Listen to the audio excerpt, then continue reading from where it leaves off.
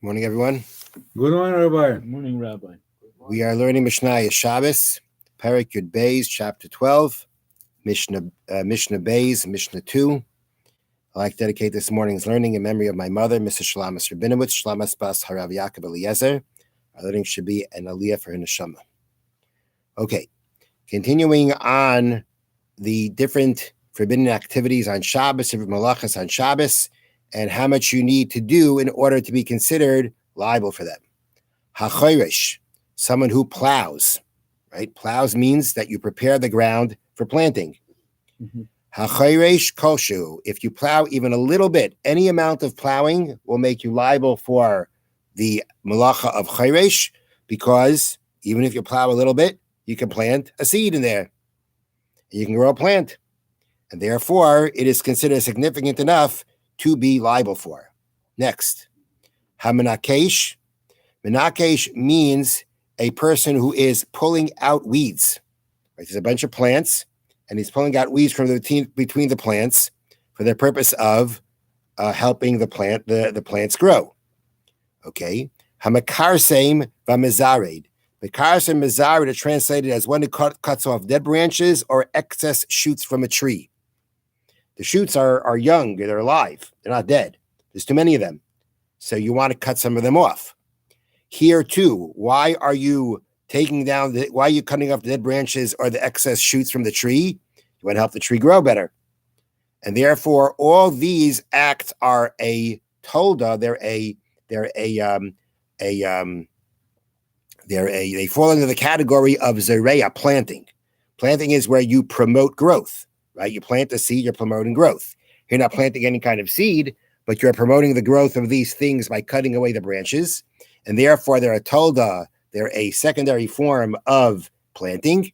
And here too, kol shehu, if you do any amount, you're chayav, you're going to be liable. So if you pull out any amount of weeds, even a tiny bit of weeds, if you cut off a little bit of branches or shoots, at the end of the day, you're going to be liable for the malacha of zereya. Next, hamalake eitzim. If a person is collecting branches, im lesakein kol shein. If it's for the purpose of improving the tree or possibly improving the ground, whatever it is they're trying to improve by removing these cut branches, these branches, then the halacha is kol shein, any amount. Im lehesik, if it's for the purpose of using it as firewood, then kadei lavashal beitzakala, enough to cook an easily cooked egg. Meaning, in this case, where you are basically collecting branches, you're gathering wood by cutting off branches. So it really depends on your intent.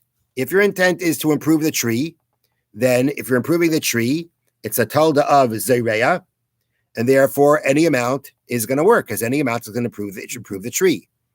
The Bartanura brings down, if let's say the reason why you're removing dead branches is somehow to improve the soil.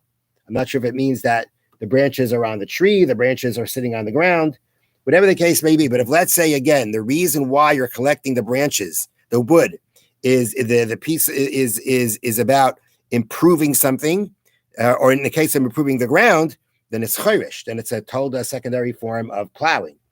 Whatever it may be, any amount is going to make you liable. But if the reason why you are cutting down the wood or collecting the wood is because you want to use it as firewood, means you want to use it for cooking, or you want to use it for firewood, then the smallest amount of firewood that would be considered significant is the smallest amount of firewood that would be needed to cook the easiest food. And the easiest food is a chicken. It says to cook the easiest egg. The easiest egg to cook is a chicken egg. And the commentaries point out it's not even a whole chicken egg. It would be a kaisevis. It would be the volume of a dried fig of the egg. That doesn't mean the whole egg.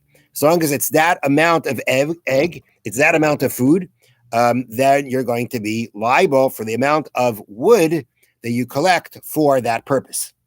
So here it depends on your intent.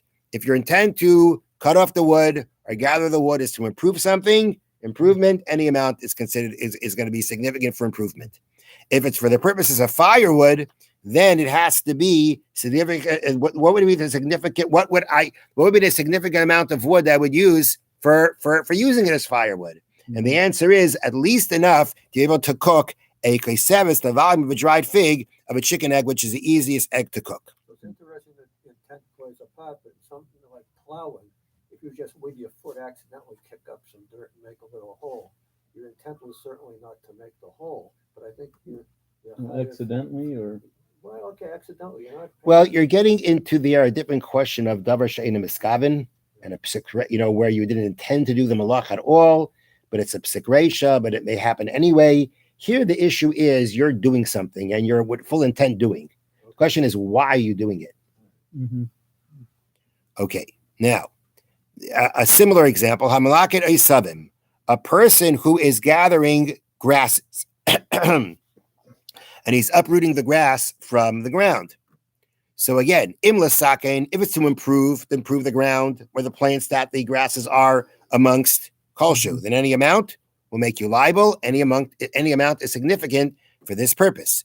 If the purpose is why you are pulling out the grass is for the purpose of